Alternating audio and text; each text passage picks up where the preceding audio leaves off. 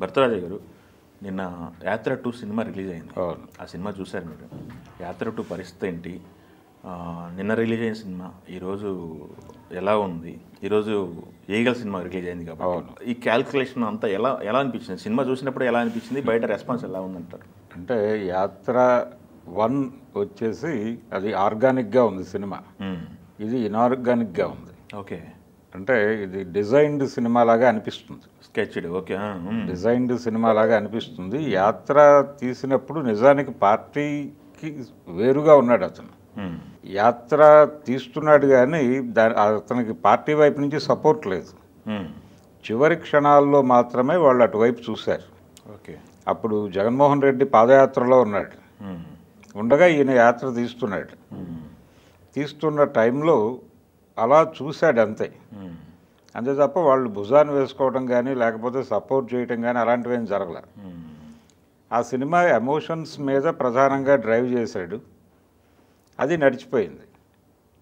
నిజానికి ఆరోగ్యశ్రీ పథకం పెట్టడానికి ఏమిటి కారణం అనేది ఆ సినిమాలో కూడా జరిగినది వేరు, ఆయన చూపించింది వేరు. ఆ విమర్శ ఆ రోజునే వచ్చింది. అంటే కృష్ణమాదిగా ఒక చిన్నపిల్లని హార్ట్లో హోల్ ఉన్నటువంటి పిల్లని తీసుకెళ్ళి ఆందోళన చేయటము, లోపలికి తీసుకెళ్ళి సీఎంగా ఆయన అడ్రస్ చేస్తూ ఘర్షణ పడ్డాడు ఆయన వైఎస్ రాజశేఖర రెడ్డి. ఒక డాక్టర్గా నాకు తెలుసు నువ్వు మాట్లాడొద్దు అని చెప్పి ఘర్షణ పడి అక్కడి నుంచి ఆలోచన పుట్టింది. కానీ సినిమాలో ఇంకేదో సన్నివేశాలు నడిపారు. అదే బ్లఫ్ చేశారు కొస్తా సినిమా డ్రామా.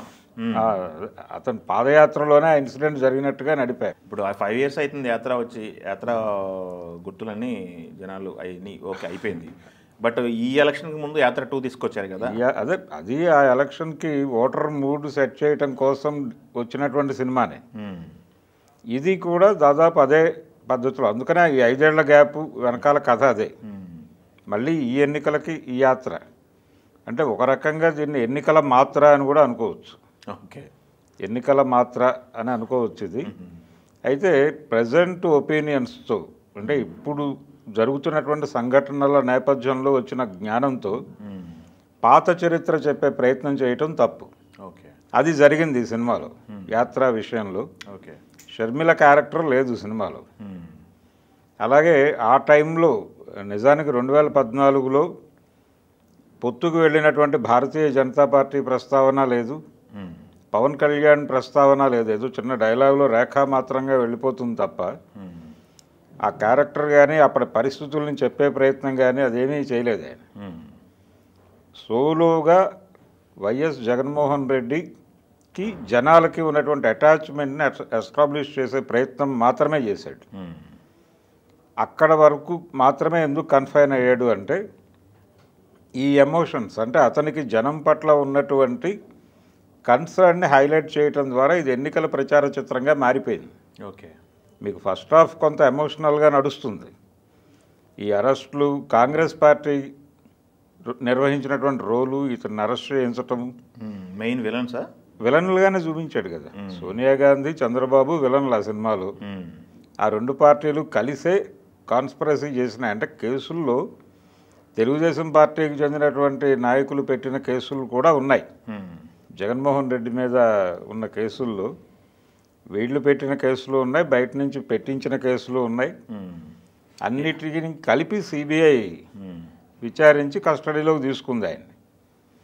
తీసుకున్న తర్వాత ఆయన జైలుకి వెళ్ళటం ఆ కథ అంతా అందరికీ తెలిసిన విషయమే. ఇప్పటికీ ఆ కేసుల్లో ఎటువంటి పురోగతి లేదు. ఆయన బెయిల్ మీద రిలీజ్ అయిపోయాడు, అయిపోయింది. ఇంతకాలం అసలు ఆ కేసుల గురించి పట్టించుకున్నటువంటి దాఖలాలు లేవు. 10 ఏళ్ల నుంచి 2 ఎన్నికలు దాటేశాడు ఆయన. ఇప్పటికీ ఆ కేసులు ఏమైపోయినాయి అనేది ఒక కన్ఫ్యూజన్. ఇటువంటి కండిషన్లో ఇప్పుడు జనాలతో అతనికి ఉన్నటువంటి కన్సర్న్, జనం మీద అతనికి ఉన్నటువంటి అభిప్రాయం, వీటిని ఎస్టాబ్లిష్ చేయటం మీద చూపించిన శ్రద్ధ చరిత్రని చెప్పడంలో ఫెయిల్ అయ్యాడు డైరెక్టర్. అది జనాలకు అర్థమయ్యే పద్ధతిలో ఉంది. అలా చేయకూడదు. ఎప్పుడైతే షర్మిల క్యారెక్టర్ తీసేశారో ఒక తప్పుడు సంకేతం వెళుతుంది కదా జనంలోకి. ఎందుకు తీసేయాలి? మీరు అక్కడ దాకా వెళ్ళట్లేదు కదా ఎలాగో. అవును, పాదయాత్ర చూపించినప్పుడు అతను జైల్లో ఉన్నప్పుడు పార్టీని మోసం తనే కదా. అవును, అంటే బై బై బాబు అనేటువంటి నినాదం షర్మిల నుంచే వచ్చింది, ఫోకస్ అయింది. దాని మీద కొంత క్యాంపెయిన్ జరిగింది ఆ టైంలో, అది ఉపయోగపడింది పార్టీకి. అందుకని ఆ క్యారెక్టర్ని పెట్టి మీరు ఎలాగూ విభేదాల దాకా వెళ్ళట్లేదు. హైదరాబాదు, ఆవిడ తెలంగాణ బాధ్యతలు, ఇక్కడికి వచ్చి పార్టీ పెట్టడం, అక్కడ దాకా మీరు ఎలాగూ వెళ్ళటం లేదు. ఆయన సీఎం అయ్యే వరకే అనుకున్నారు కాబట్టి అక్కడ వరకు ఉన్నటువంటి పాత్రలన్నీ ఉండాలి. ఆ తర్వాత విభేదాలు వచ్చినాయా, మరొకటి వచ్చినాయా, మీరు మళ్ళీ తీయదలుచుకుంటే దానిలో తీసుకుంటారు. జరిగిన చరిత్రని చెరిపేసే ప్రయత్నం చేయటం జనాలకు రిజిస్టర్ అవుతుంది. రెండోది, ఇప్పుడు ఆల్రెడీ ఆవిడ కాంగ్రెస్ పార్టీ నుంచి ప్రచారంలో ఉంది. ఆవిడ మీద వీళ్ళు విమర్శలు చేస్తున్నారు, వీళ్ళ మీద ఆవిడ విమర్శలు చేస్తుంది. ఈ గందరగోళం నడుస్తున్న టైంలో ఆ సినిమా వచ్చి అందులో ఆవిడ క్యారెక్టర్ డిలీట్ చేసేసరికి జనాలకి ఇది కుక్డ్ ఫుడ్ అనేటువంటి విషయం అర్థమైపోతుంది. ఇది డిజైన్డ్ వ్యవహారం, ఇది వైసీపీ వాళ్ళు ఒళ్ళో కూర్చోబెట్టుకుని ఇతనితో కదరాయించారు అనేది జనాలకు రిజిస్టర్ అయిపోతుంది. ఇది ప్రమాదం సినిమాకి. నిన్నటి నుంచి డల్గానే ఉంది అది. ఓకే, అంటే 50% ఆక్యుపెన్సీ ఉన్నా చాలు అనుకుంటున్నారు వాళ్ళు. 50% ఆక్యుపెన్సీ నిన్నైతే వచ్చింది.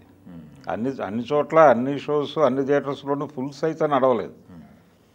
50 నుంచి 30% మధ్యలో ఆక్యుపెన్సీలో నడిచింది నిన్నే. ఈరోజు ఇంకొంచెం డ్రాప్ అయి ఉంటుంది. ఈ సినిమా మీద వచ్చినటువంటి టాక్, ఇప్పుడు ఈగల్కి వచ్చినటువంటి రెస్పాన్స్ ఆధారంగా దాని పెరుగుదల కానీ తరుగుదల కానీ ఉంటుంది. కానీ ఆల్రెడీ ఈ అంశానికి సంబంధించిన చర్చ అయితే బయట జరుగుతోంది. దీన్ని చూడటానికి అంటే ఒక రకంగా ఈ నెలంతా కూడా తెలుగు తెర మీద ఆంధ్రప్రదేశ్ రాజకీయాలను మాట్లాడుకునే పరిస్థితి అయితే కనిపిస్తోంది. అంటే ఇది ఓపెనింగ్ బ్యాట్స్మెన్గా వచ్చాడు ఈయన, యాత్ర 2తో వచ్చాడు. దీంతోపాటు రాజధాని ఫైల్స్ వస్తుంది, అలాగే వ్యూహం వస్తుంది అని అంటున్నారు. అది రిలీజ్ అయ్యే వరకు అనుమానమే. 16వ తారీఖు అని చెప్తున్నారు. 16 ఆ సినిమా వస్తే, అంటే వరుసగా 3 సినిమాలు, 3 కూడా ప్రజెంట్ ఏపీ రాజకీయాల గురించి మాట్లాడుతున్న సినిమాలే. ఏ సినిమాని జనం చూస్తారు అనేది చూడాలి. ఈ 3 వీటిలో 2 అయితే పూర్తిగా వైసీపీకి సంబంధించినటువంటి సినిమాలు. ఒకటేమో రైతులకు సంబంధించిన సినిమా, రైతులకి ప్రభుత్వానికి మధ్య యుద్ధాన్ని చెప్తున్నటువంటి సినిమా. జనం సమస్యల గురించి మాట్లాడుతున్న సినిమాకి ఓటేస్తారా, లేకపోతే ఈ 2 సినిమాలకి ఓటేస్తారా అనేది చూడాలి.